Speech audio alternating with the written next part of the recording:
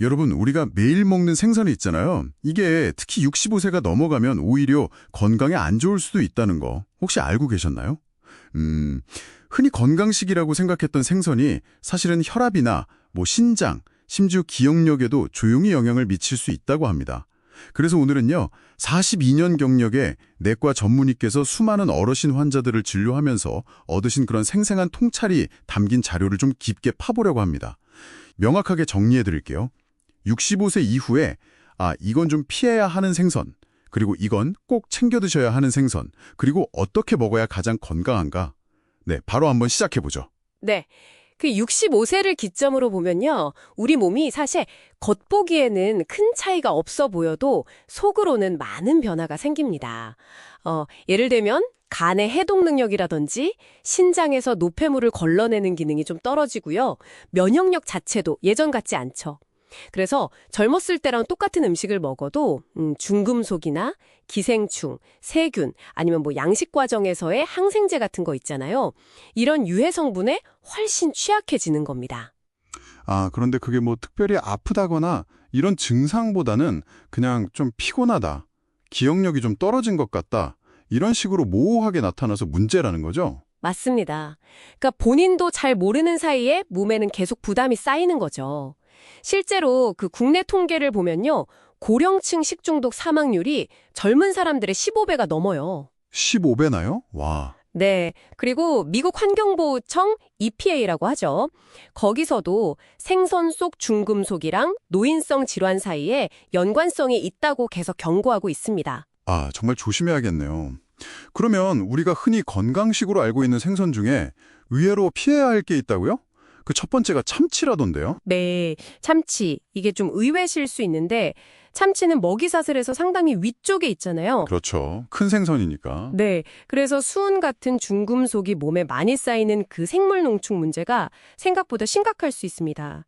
실제로 74세 어르신 한 분은 참치를 꾸준히 드시다가 혈중 수은 농도가 정상 기준치의 6배까지 올라가서 신경계 손상이 시작된 그런 사례도 있었고요. 그리고 참치는 잘못 보관하면 히스타민 중독 위험도 있고 또 참치캔은 그 통조림 자체에 비스페놀 A, BPA 문제나 나트륨 함량이 꽤 높다는 점도 고려해야 합니다. 참치캔도요? 민물고기는 어떻습니까? 이게 또 보양식으로 많이 드시잖아요. 이것도 피해야 하나요? 네, 민물고기는 좀 주의가 필요합니다. 크게 3가지 위험, 그러니까 기생충, 중금속, 세균, 이 3중 위험이 있다고 봐야 하는데요. 간디스토마 같은 기생충은 사실 웬만큼 끓여도 잘 안 죽을 수 있거든요. 그리고 이제 강이나 호수 수질 오염 때문에 중금속이 축적되기 쉽고 아무래도 세균 번식 위험도 바닷고기보다는 높죠. 69세 여성분이 가물치 매운탕 드시고 간디스토마 감염된 사례도 보고된 바 있고요. 특히 민물고기는 회로는 정말 드시면 안 됩니다. 회는 절대 안 된다. 알겠습니다. 그러면 또 양식 우럭이나 훈제 연어도 좀 주의할 점이 있다고요?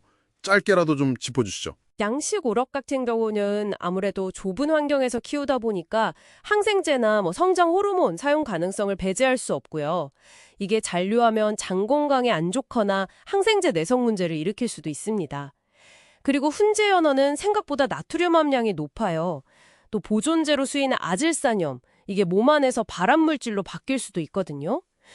그리고 훈연 과정 자체에서 벤조피렌 같은 발암물질이 생성될 수도 있고 냉장 유통 중에 리스테리아균 같은 식중독균이 번식할 위험도 있고요. 실제로 71세 여성분이 매일 드시다가 혈압이 180까지 오른 경우도 있었습니다. 와, 듣다 보니 좀 걱정이 되는데요. 그럼 반대로 65세 이후에 이건 정말 꼭 챙겨 먹어야 한다. 이런 생선은 뭐가 있을까요? 고등어가 역시 대표적인가요? 네, 맞습니다. 고등어는 정말 좋은 선택이죠. 오메가3 지방산, DHA나 EPA가 아주 풍부해서 뇌 건강, 기억력, 혈관 건강에 큰 도움이 됩니다. 그리고 비교적 먹이사슬 아래쪽에 있어서 중금속 위험도 상대적으로 낮고요. 또 양질의 단백질 공급원으로도 아주 훌륭하죠.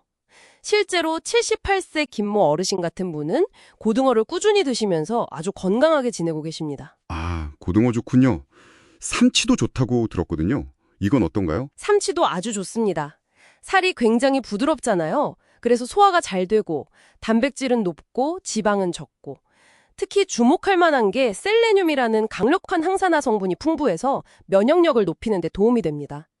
소화가 잘 안 돼서 기력이 없으셨던 75세 환자분이 삼치를 드시고 체력을 많이 회복하신 그런 케이스도 있어요. 그렇군요. 조기나 가자미도 추천 목록에 있던데 이것도 간단히 알려주시죠. 네, 조기는 칼슘하고 인이 풍부해서 뼈 건강에 좋습니다. 특히 골다공증 예방에 도움이 될 수 있고요. 가자미는 타우린 성분이 많아서 혈압 조절이나 간 기능 회복에 도움을 줄 수 있고 역시 소화가 잘 돼서 속이 편안한 생선입니다. 네, 좋은 생선들을 알았으니 이제 어떻게 먹느냐가 중요할 텐데요. 가장 안전하고 건강하게 먹는 방법 좀 알려주시죠. 네, 딱 3가지 원칙만 기억하시면 됩니다. 첫째, 무조건 완전히 익혀 드셔야 합니다. 회는 절대 안 돼요. 생선 중심부 온도가 이상되도록 충분히 가열해야 안전합니다. 굽는다면 면당 5분에서 7분 정도, 찜이나 탕은 10분 이상 끓이시는 게 좋습니다. 63도 이상. 네, 두 번째는요? 둘째, 내장하고 피는 완벽하게 제거해야 합니다. 이 부위에 독소나 중금속이 쌓이기 쉽거든요. 흐르는 물에 깨끗하게 씻어내고 특히 배 안쪽의 검은 맛까지 꼼꼼하게 긁어내세요. 그리고 손질한 다음에 소금물에 잠깐 담가두는 것도 좋은 방법입니다. 네, 내장, 피 제거. 마지막 세 번째 원칙은 뭔가요? 셋째는 원산지와 유통 상태를 꼭 확인하시는 겁니다. 아무래도 믿을 수 있는 곳에서 신선한 걸 사는 게 중요하겠죠. 냉동 생선이라면 얼음 결정이 너무 과도하게 띄어 있지 않은지 한번 보시고요.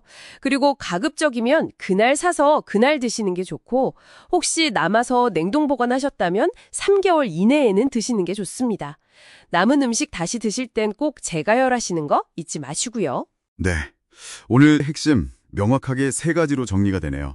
첫째, 생선은 무조건 푹 익혀 먹기. 둘째, 내장과 피는 아주 깨끗하게 제거하기.